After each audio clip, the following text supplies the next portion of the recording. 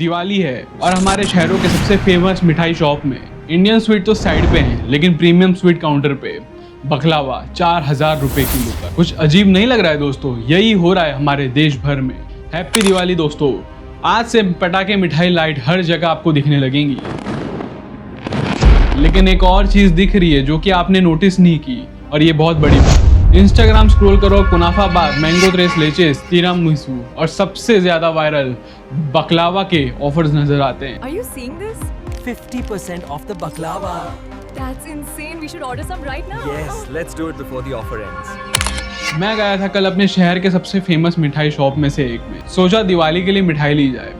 Counter पे पहुंचा और कुछ बदला सा हुआ देख के रुक गया। टर्किश बकलावा ग्लास केस में गोल्डन लाइट्स के नीचे प्रीमियम कलेक्शन लिखा हुआ है। प्राइस 3500 से लेके 4000 रुपए पर किलो। और हमारे गुलाब जामुन, काजू कतली नॉर्मल से काउंटर के ऊपर रखे हुए हैं। मैंने शॉपकीपर से पूछा, भैया ये बकलावा के इतने पॉपुलैरिटी का राज क्या है? उन्होंने कहा, सर इंस्टाग्राम पे वायरल है। ये टर्की और मिडल ईस्ट की फेमस डेजर्ट है, प्रीमियम है, गोरमे है। दोस्तों अब तक तो सब कुछ नॉर्मल लग रहा था। ग्लोबलाइजेशन है, न्यू टेस्ट है, न्यू चॉइस है। लेकिन एक बार जरा सोच के देखो कि अपने ही देश में अपनी ही मिठाई, अपने ही फेस्टिवल में एक ऑर्डिनरी शेल्फ पे और फॉरेन की मिठाई एक प्रीमियम शेल्फ पे बिक रही है। और कैसे एक इंसान ने इंडिया को एक मिठाई बना के दिखाई जो एकदम नामुमकिन सी लग रही थी।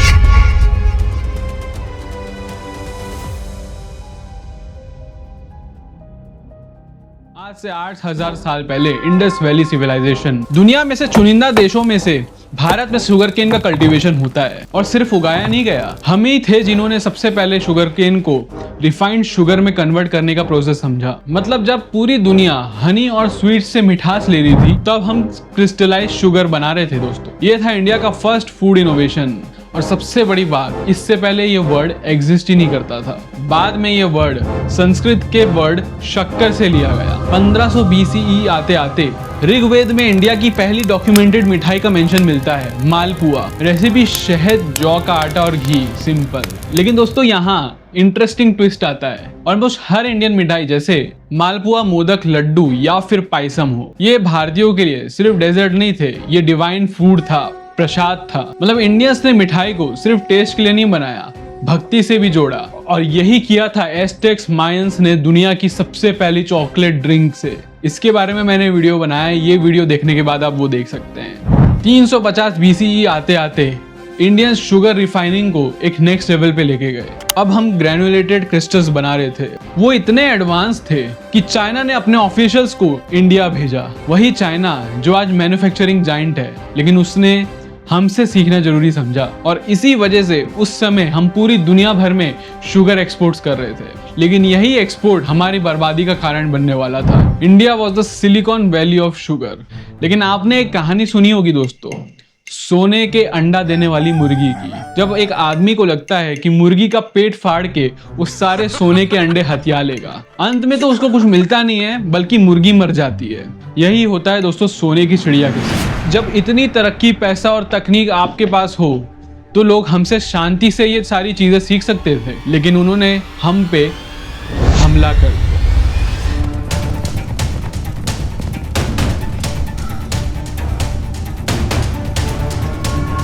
अब आता है वो फेज जहां हिस्ट्री में हमारे ऊपर इन्वेजन्स होते हैं। 16 से 19 सेंचुरी के बीच पर्शियन और सेंट्रल एशियन रूलर्स इन्वेड करते हैं। लेकिन इसी इन्वेजन के दौरान एक फैसिनेटिंग कुलिनरी फ्यूजन होता है। पर्शियन इन्वेडर्स अपने साथ लाते हैं हलवा, फालूदा और मिडल ईस्ट की लुकमत अल कादी। लेकिन ये किसी इंसान का नाम नहीं है दोस्तों, ये एक तरह की मिठाई है जो मिडल ईस्ट में मिलती है। हाँ, वही मिठाई जिससे इंस्पायर्ड होके हमारा गुलाब जामुन बना। और ये सिर्फ मिठाई नहीं लाते, साथ ही साथ कुछ तकनीक भी लेके आते हैं, जैसे रोज वाटर और केसर का ऐड करना, ड्राई फ्रूट्स का एक्सटेंसिवली यूज करना। चांदी की वरक का यूज एक स्टेटस माना जाता था। पर सिर्फ पर्शियन लोग ही इतने टैलेंटेड नहीं थे।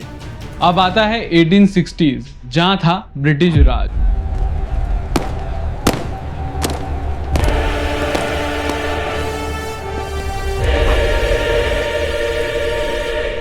जहां पूरे इंडिया में कल्चरल क्राइसिस चल रहा था, लोग अपनापन खो रहे थे, फॉरेन कल्चर जबरदस्ती एक्सेप्ट करने पे मजबूर किया जा रहा था। उसी टाइम कोलकाता में एक हलवाई थे जो इसका ठीक उलट कर रहे थे। इनका नाम था नोबिन चंद्र दास और उनका ऑब्सेशन एक ऐसी मिठाई बनाना जो पहले कभी बनी ही नहीं थी। उस टाइम कोलकाता में संदेश जैसी मिठाइयाँ पॉपुलर थी। वो चाहते थे एक लाइट स्पॉन्जी सिरप सोक मिठाई बनाना, यानी उन्होंने डिसाइड किया छेने को शुगर सिरप में बॉईल करूंगा। और यहाँ प्रॉब्लम शुरू होती है क्योंकि छेना बहुत नरम होता है, चाशनी में डालो तो टूट जाता है। सबको पता था ये, पर वो नहीं मानते। फिर एक और प्रॉब्लम आती है, उस टाइम छेना को इम्प्योर मानते थे, ये अशुभ माना जाता था क्योंकि छेने को दूध से अलग करके बनाया जाता था जो ऑर्थोडॉक्स फैमिलीज में अशुभ माना जाता था। यानी जो नोबिन कर रहे थे वो सिर्फ टेक्निकली नहीं था बल्कि कंट्रोवर्शियल भी था। लोग बातें बनाने लगते हैं कि ये आदमी कुछ नहीं कर पाएगा।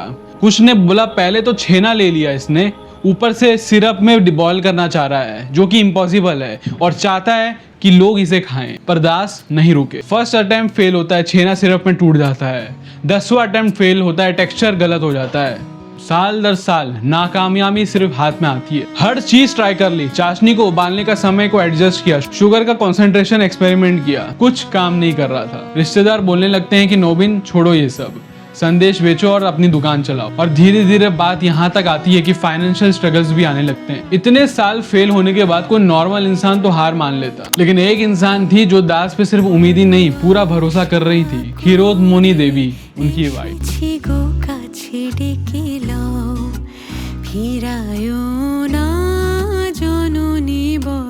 जब पैसे खत्म हो रहे थे, जब लोग ताना मार रहे थे, जब खुद दास को डाउट होने लगा कि शायद मैं गलत हूँ, तब क्षीरोदमनी ने उनका हाथ पकड़ा। तुम्हें लगता है ये हो सकता है? हाँ, पर तो करो, मैं हूँ, हम मैनेज करेंगे।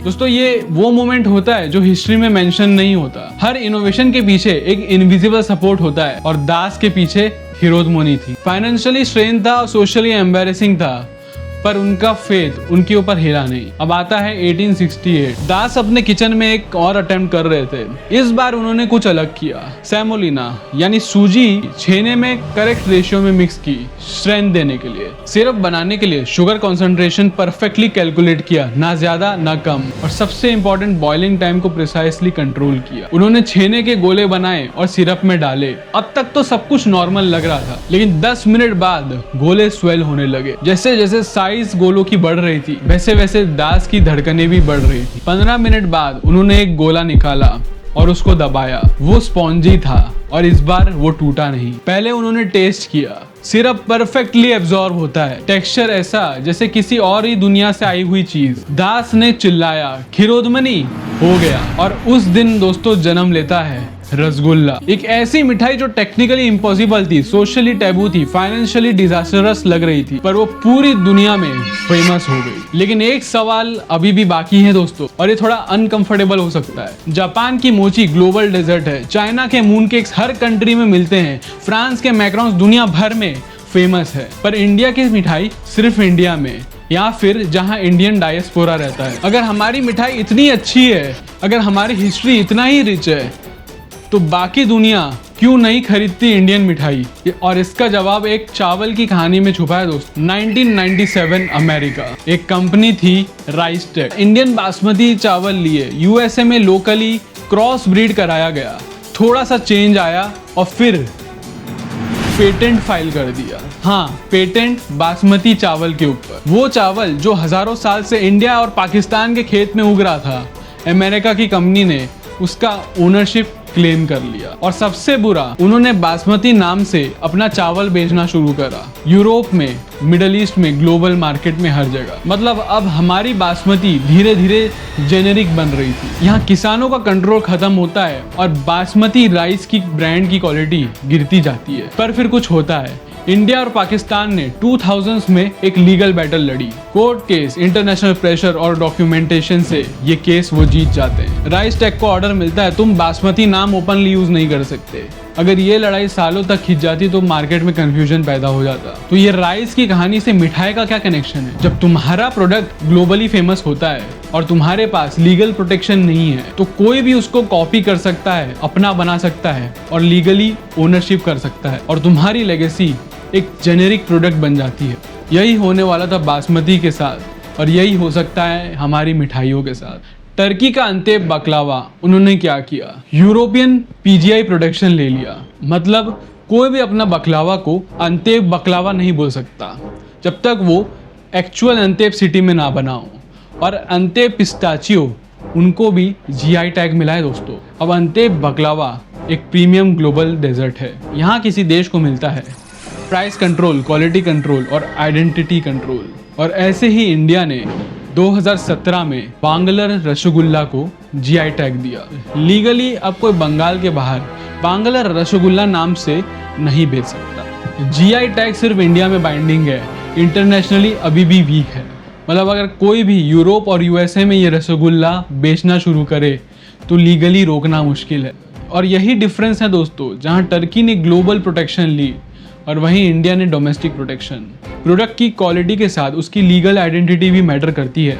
इसलिए दोस्तों हमें सिर्फ मिठाई नहीं बेचनी बल्कि लेगेसी भी प्रोटेक्ट करनी है। और प्रोटेक्शन सिर्फ इंडिया में नहीं ग्लोबल लेवल पे चाहिए। अब क्वेश्चन आता है कि हमारी मिठाई अच्छी है या नहीं, ये हम दुनिया को कैसे दिखाएंगे। इसके लिए एक शब्द आता है विजुअल इकोनॉमी। देखो मैकडॉनल्ड्स और डोमिनोज ने ये गेम डिकेड्स पहले समझ लिया था। जो कैमरा पे अच्छा दिखता है वही बिल पे महंगा बिकता है। बर्गर में वाइब्रेंट कलर्स, पिज्जा में चीज पुल और पास्ता में स्टीम दिखाना, इसको बोलते हैं फूड स्टाइलिंग। और आजकल के सोशल मीडिया के जमाने में ये चीज और भी स्ट्रॉन्ग हो गई है। तिरामिसू का क्लियर शॉट, बकलावा का हनी ड्रिप और चीज केक का स्लाइस रिवील सब कैलकुलेटेड है। क्योंकि एक स्टडी ने बताया है कि 70% लोग वीडियो देख के प्रोडक्ट के बारे में जानना चाहते हैं। और इंडिया में तो 92% यूजर्स रील्स प्रीफर करते हैं। मतलब जो मिठाई रील्स पे वायरल होगी वही प्रीमियम में बिकेगी। पर एक इंटरेस्टिंग ट्विस्ट आ रहा है दोस्तों,